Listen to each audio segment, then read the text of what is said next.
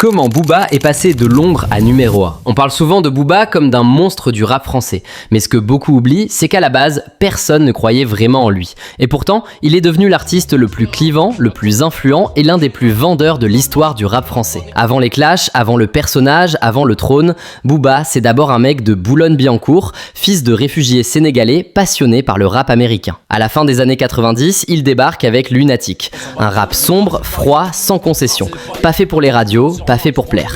À l'époque, le rap français est encore très formaté, et Booba dérange. En 2000, Lunatic sort Mauvais Oeil. Aujourd'hui, c'est considéré comme un classique absolu, mais à sa sortie, presque aucun soutien média. Pas de promo massive, pas de passage radio, juste une ambiance glaciale, des textes crus, une vision. C'est là que Booba comprend une chose essentielle. S'il veut aller au sommet, il devra le faire seul. Quand Lunatic explose, beaucoup pensent que Booba est fini, mais c'est exactement à ce moment-là qu'il renaît.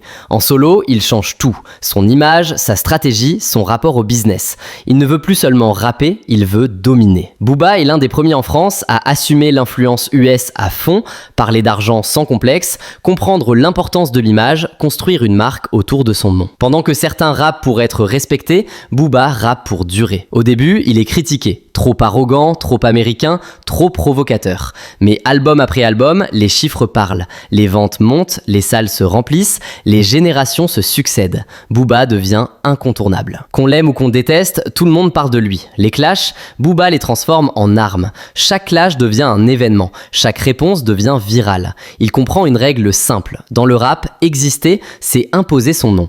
Et sur ce terrain-là, peu ont réussi à le battre. Aujourd'hui, Booba, ce n'est pas juste un rappeur. C'est un symbole, une référence, une influence directe sur toute une génération. Beaucoup de rappeurs actuels suivent une voie qu'il a ouverte avant eux.